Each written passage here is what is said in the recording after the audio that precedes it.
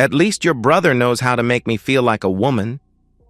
The words hung in the air between us, suspended like poison.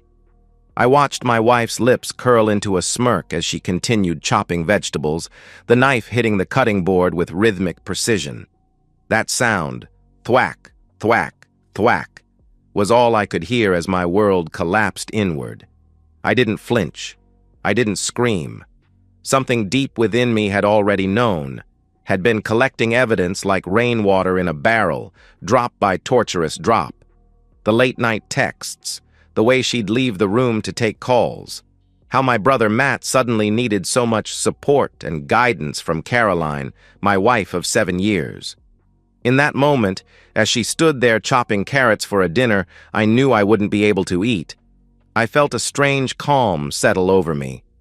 The kind of calm that comes not from peace, but from absolute clarity. The knife in her hand caught the kitchen light, flashing like a warning signal, and I knew exactly what needed to be done. "Dinner's at 7 on Saturday," I said, my voice steady. "I'll text everyone. A family celebration." Caroline's knife paused mid-chop. A flicker of something, confusion, concern, crossed her face before settling back into casual indifference. "What are we celebrating?" I met her gaze, my face a careful mask. "Family, truth, all the things that matter." She resumed chopping, a small frown forming between her brows. "That sounds cryptic." "Does it?" I reached for an apple from the fruit bowl, polishing it against my shirt. "I just think it's time we all came together. Your parents too, if they're free." "My parents?" Now she looked genuinely puzzled. "They're in Florida until next month." I nodded, taking a bite of the apple. It tasted like nothing. "That's right. I forgot. Just our family then." As I walked out of the kitchen, I could feel her eyes on my back, watching, assessing. For the first time in months, I was the one who had her confused, off balance. It wasn't much, but it was a start. "I'm Daniel Westbrook, 38, Chief Architect at Meridian Design Group. The firm my father built from nothing, the legacy I was entrusted to carry forward while my younger brother Matt, the golden child with the business degree, was being groomed to handle the financial side. We were supposed to lead together, brothers united by blood and ambition. At least, that was the story. I was always the responsible one, the planner, the builder. Even as children, I was the one who constructed elaborate forts while Matt charmed our parents into bringing us snacks. I designed, he socialized, I created, he took credit. But I never minded. That was our dynamic, and I believed in him. I believed in us. Boston's Back Bay is where I've made my home, our home. The brownstone had been my wedding gift to Caroline. I'd spent months secretly renovating it before we married, working nights and weekends, wanting to give her the perfect space. I remember carrying her across the threshold, her laughter echoing through empty rooms that would soon be filled with our life together. "This is too much, Daniel," she'd whispered, her eyes wide as she took in the restored crown molding, the custom kitchen I'd designed knowing her love for cooking, the reading nook with built-in shelves for her beloved art books. "Nothing is too much for you," I'd told her, believing every word. Now those rooms felt hollow, haunted by something worse than ghosts. Every corner held memories that curdled in my mind. Christmas mornings, dinner parties, lazy Sundays reading together on the couch. Had she been thinking of him even then? Had she been comparing us, finding me wanting? The brownstone, once my proudest creation, now felt like a mausoleum for a marriage that perhaps had never truly existed.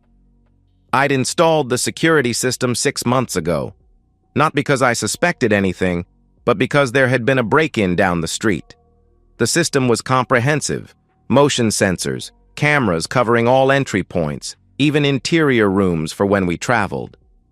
The app on my phone had been forgotten until 3 weeks ago, when I was stuck at the office late, finalizing plans for the Harborview project. The Harborview was my biggest project to date, a waterfront development that would define Boston's skyline for generations. Caroline had been enthusiastic about it from the start, encouraging me to take the lead even though it would mean late nights, weekend work, complete immersion. "This is your moment," she'd said, massaging my shoulders as I reviewed the initial sketches. "This project will make your career. I can handle things at home." How generous she'd been. How supportive. I was at my desk at 11:40 p.m., refining the environmental impact section of my presentation when my phone buzzed. A notification. Motion detected in the guest bedroom at 11:42 p.m. I almost dismissed it. Caroline often read in there when she couldn't sleep. But something, intuition perhaps, or the culmination of 1,000 tiny doubts I'd been suppressing, made me tap the alert, watch the footage. My stomach dropped. My brother entering our home using his own key. Caroline meeting him in the hallway, dressed in something I'd never seen before. A silk robe that clung to her body, revealing more than it concealed. Their embrace wasn't familial. The way his hands moved down her back made my stomach turn. They disappeared into the guest room, closing the door behind them. I sat frozen, unable to look away from my phone screen. The timestamp continued to run. I should have turned it off. Should have called, interrupted them, confronted them right then.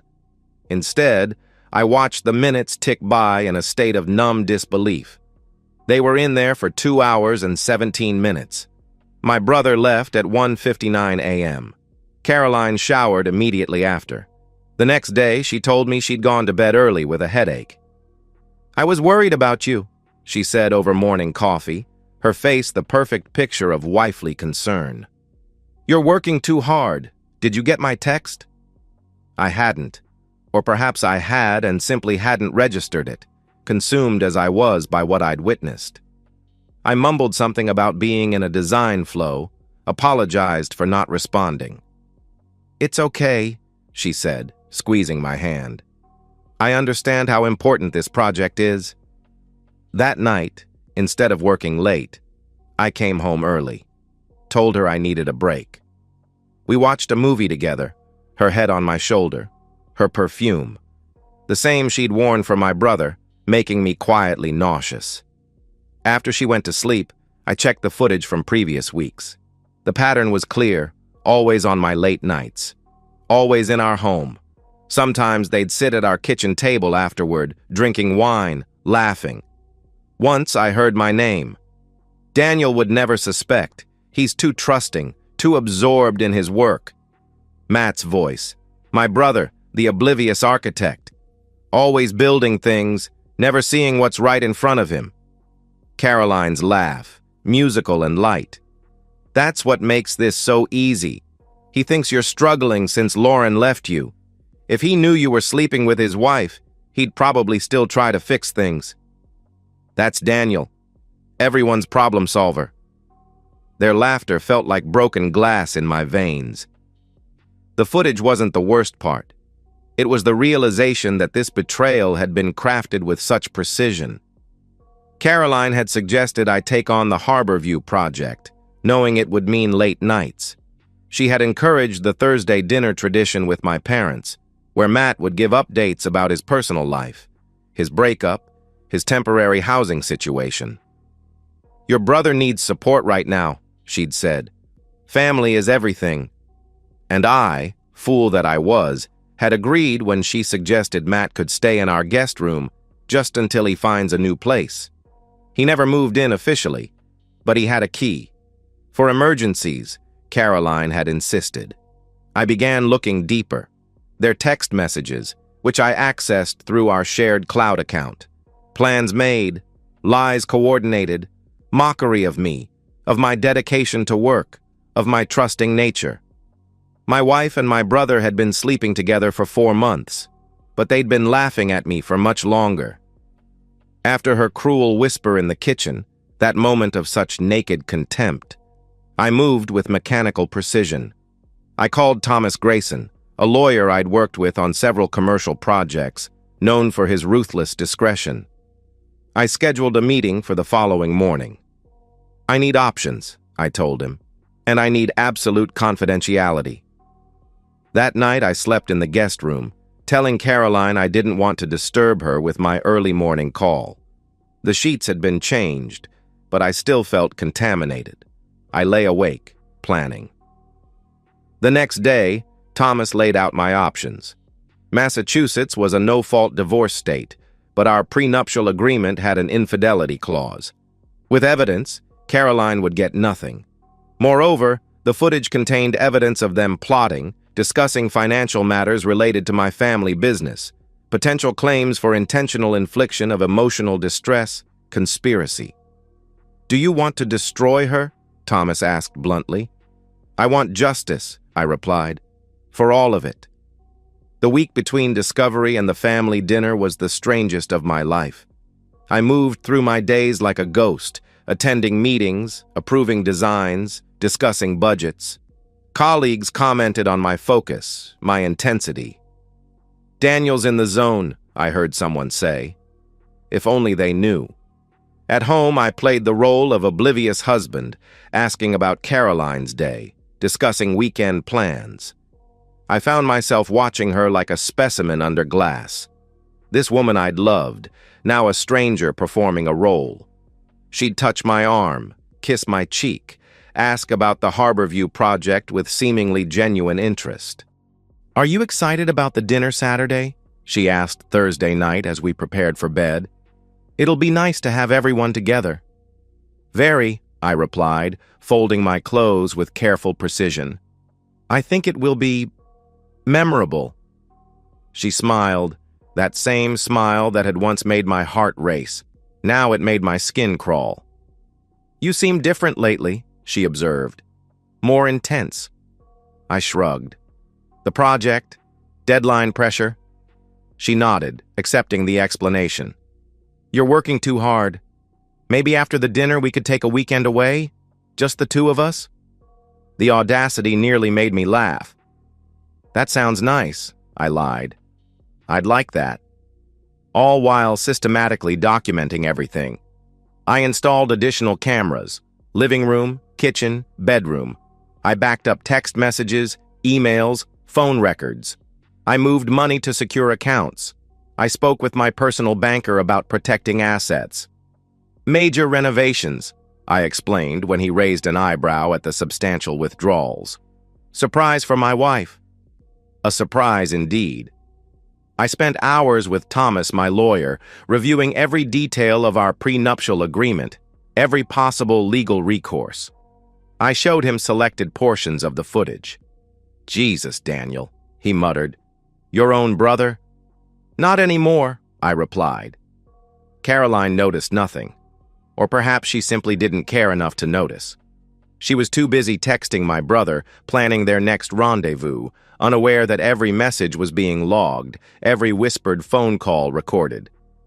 "He's acting strange," I saw her text Matt on Friday morning. "More attentive. Do you think he suspects?" "Daniel?" "Not a chance," came the reply. "He's probably just stressed about the project. Don't worry. Saturday will be awkward with everyone there. Just a few hours, then back to normal. Dad's bringing the partnership papers. Once that's done, we'll have more options." On Wednesday, 3 days before the dinner, I met with my father for lunch. Not at our usual spot, but at a quiet restaurant outside the city. A place with private booths, discreet service. My father looked older than I remembered, the lines around his eyes deeper, the silver in his hair more pronounced. He built Meridian from nothing, through recessions and personal setbacks, including my mother's cancer scare 10 years ago. The firm was his legacy, his third child. "Everything all right, son?" he asked, studying my face. My father had always been perceptive. Not much got past him. "I need to ask you something," I said carefully, pushing my untouched food around my plate. "The new partnership structure for the firm. Is it finalized?" He looked surprised. "Not yet. The lawyers are still drawing up the final documents. Matt's portion would be equal to yours." I thought that's what we all wanted. I nodded, keeping my expression neutral. "And if something were to happen?" If Matt weren't suitable? My father's eyes narrowed. Is there something I should know? On Saturday, I told him, meeting his gaze steadily. You'll know everything on Saturday. He studied me for a long moment, then nodded once. My father was not a man who pushed. He understood the value of patience, of waiting for the right moment. I trust your judgment, Daniel, he said finally. I always have. Those words stayed with me as I finalized my preparations. At least someone in my family believed in me. I remember our wedding day. Caroline radiant in white, promising to honor and cherish. My brother standing beside me as best man, his hand on my shoulder as he toasted, "My brother, my best friend, the most honest man I know." I remember teaching Matt how to ride a bike when he was 5, bandaging his scraped knees, telling him it would be okay. I remember defending him when kids at school bullied him for being smaller, for being sensitive. I remember introducing him to Caroline at a company Christmas party 4 years ago. My brilliant little brother, I'd said proudly. The financial wizard who's going to help me run the family business someday. These memories cycled through my mind as I prepared for Saturday, each one more painful than the last. Not because of what I'd lost, but because I now understood none of it had been real. The brother I loved, the wife I cherished, they were characters I'd invented, projections of my own loyalty onto people incapable of returning it. Saturday arrived. I spent the morning finalizing details, checking camera angles, ensuring the projector was connected properly. Caroline bustled around, preparing food, arranging flowers, completely unaware of what was coming. "You seem distracted," she said at one point, touching my arm. I smiled at her. "Just thinking about tonight. Family together. Important moments." She kissed my cheek. "You're sweet, always caring about everyone else." The guests arrived precisely at 7. My parents, my older sister and her husband, 2 cousins from my father's side, my mother's sister, and Matt arriving last, giving Caroline a hug that lasted a beat too long. Dinner was served, wine poured, conversation flowed. I watched it all from a strange remove, as if observing actors in a play. My father discussed the business, my mother talked about her garden club, my sister shared stories about her children. Throughout it all, the subtle glances between Caroline and Matt, their carefully orchestrated lack of interaction, which now seemed so obviously performative. When dessert was served, I stood, raising my glass. "I want to thank everyone for coming tonight," I began. "Family is everything, loyalty is everything, truth is everything." I pressed a button on the remote in my pocket. The lights dimmed. A screen descended from the ceiling, an installation I'd added 3 days prior, explaining to Caroline it was for watching movies on family nights. "I have something I want to share with all of you," I said calmly. The footage began to play, crystal clear, with perfect audio. Caroline and Matt in the guest bedroom, their words, their actions, their betrayal exposed in high definition. "Daniel is such a fool," Matt's voice, slightly distorted but unmistakable. "He trusts you completely," Caroline laughed. "He thinks you're struggling, needing his help. If he knew you were sleeping with his wife, he'd probably still try to fix things." That's my brother. Always trying to build things. Too bad he couldn't build a wife who could stay faithful. Their cruel laughter filled the dining room. The footage continued, showing multiple encounters, spanning weeks. Conversations about money, about the business, about how Matt would eventually control the financial side, could funnel money their way. "Once your dad gives him part of the company, we'll have options." I let it play for precisely 12 minutes. Long enough for there to be no doubt, no possibility of explanation or excuse. Long enough for the full scope of their betrayal to be understood.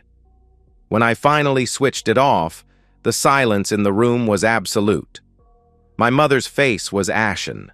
My sister had her hand over her mouth.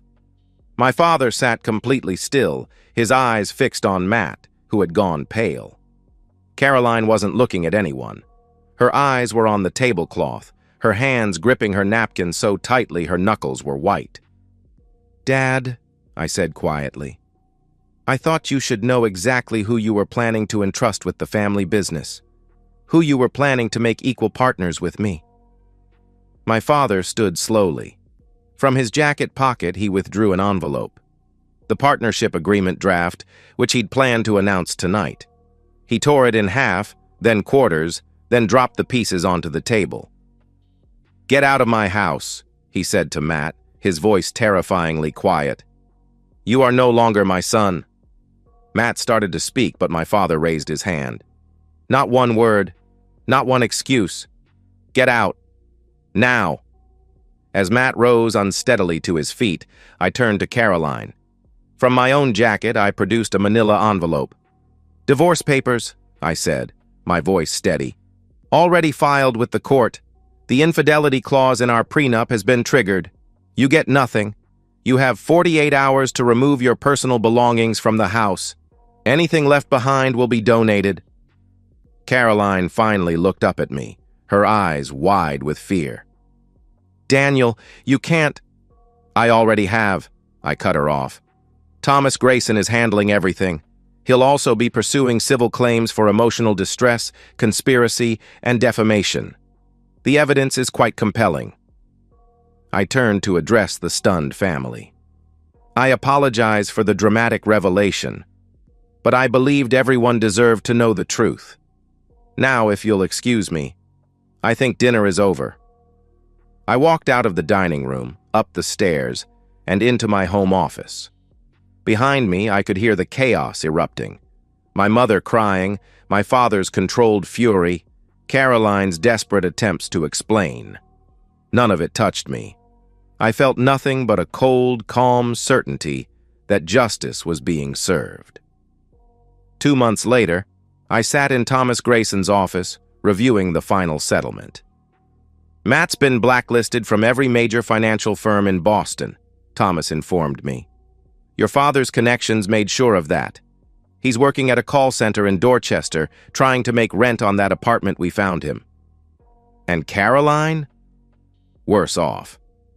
The judge was particularly disturbed by the footage showing them discussing how to potentially manipulate company funds once Matt was made partner. That elevated it from simple infidelity to potential criminal conspiracy. Her parents took her in, but the humiliation has been total. She lost her job at the gallery. Apparently, your father had a word with the owner. No one in your social circle will speak to her. I nodded, feeling no satisfaction, just a dull acknowledgement that consequences had followed actions. "The house is sold," Thomas continued. "As you requested, half the proceeds have been donated to the Children's Hospital. Your new condo is ready whenever you are." I signed the final papers, closing this chapter permanently. "Daniel," Thomas said as I prepared to leave, "for what it's worth, I've handled hundreds of divorces. I've never seen someone handle betrayal with such control. Most people explode, make mistakes. You were surgical." I thought about this as I walked to my car. The truth was, I hadn't felt in control at all. I'd been operating on instinct, on a primal need for justice rather than revenge. I hadn't wanted to destroy Caroline and Matt out of hatred. I'd simply needed to excise them from my life completely, like cutting out a cancer. 6 months after the dinner, I ran into Caroline's mother at a grocery store. She looked aged, diminished. The scandal had rippled outward, touching everyone connected to us. "She's moving to Chicago," she told me, her voice tight. "Starting over. She knows what she did was unforgivable." I nodded, feeling nothing. "She lost another job," her mother continued, perhaps hoping for some sign of sympathy. "The story follows her. No one wants to hire someone who, well..." I selected an apple from the display, examining it for bruises. "That's unfortunate." "Matt calls your parents every week," she added, clutching her purse with white knuckles. "They never answer. His fiancée left him. Did you know that? She was going to move from Seattle, but after everything... I hadn't known Matt was engaged again. It wasn't information I needed. Your father made sure he can't work in finance anywhere in New England, she pressed on. He's delivering packages now. I met her eyes then. Mrs. Ellis, what exactly are you hoping to accomplish here? She flinched slightly. They made a terrible mistake, Daniel. A horrible, unforgivable mistake. But this level of destruction... Consequences, I corrected her. Not destruction. Consequences. I paid for my groceries and left her standing there, her face a mixture of anger and despair. I felt nothing about her pain, nothing about Caroline's struggles, nothing about Matt's downfall. The part of me capable of feeling for them had been surgically removed the moment I heard those words in our kitchen, felt the contempt radiating from the woman who had vowed to love and honor me. That night, I stood on the balcony of my new condo, looking out over the Boston skyline. The Harborview project was visible from here, my vision becoming reality, rising against the harbor backdrop. In my hand was a glass of scotch, in my mind the memory of that family dinner, of faces realizing the depth of betrayal, of justice served cold and complete. My parents had called earlier. They were doing well, adjusting to the new normal. My father had completely restructured the company, promoting a talented young architect to be my second in command. The firm was thriving. My mother had finally begun to speak of Matt again, though only in the context of grief, as if he had died. In a way, he had.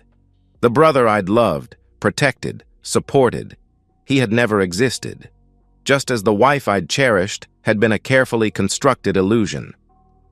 I received a letter from Caroline last week. I recognized her handwriting on the envelope but didn't open it. Instead, I returned it to sender. There was nothing she could say that would matter to me now. I hadn't just walked away. I had ensured that the betrayal that once excited them became the very thing that defined and limited their futures. Not because I wanted revenge, but because some actions must have consequences proportionate to their cruelty. The dinner hadn't just been about exposing their affair. It had been about revealing their true characters to everyone who mattered, showing my family who they really were when they thought no one was watching. The mockery, the calculation, the cold assessment of how they could benefit from my father's generosity while laughing at my expense. I'd heard through mutual friends that Caroline had tried dating again, but her reputation preceded her. The woman who slept with her husband's brother and got caught on camera wasn't exactly a desirable partner in Boston's close-knit social circles. She'd deleted all her social media after the third anonymous account posted clips from the video.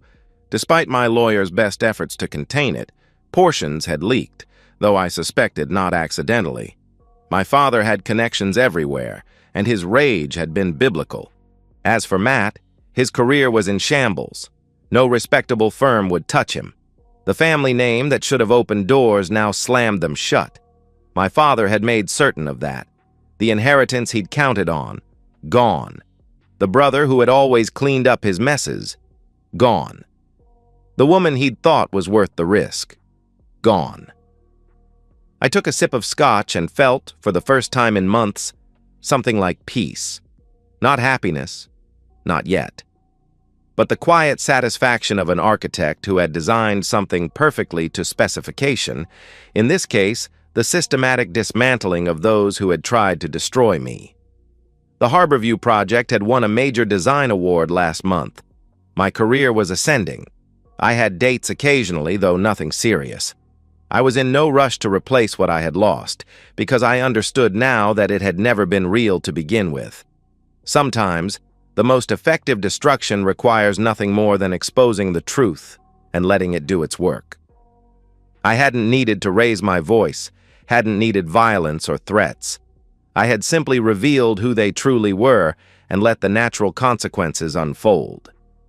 I finished my drink and went inside, closing the door on the past and stepping into a future entirely my own.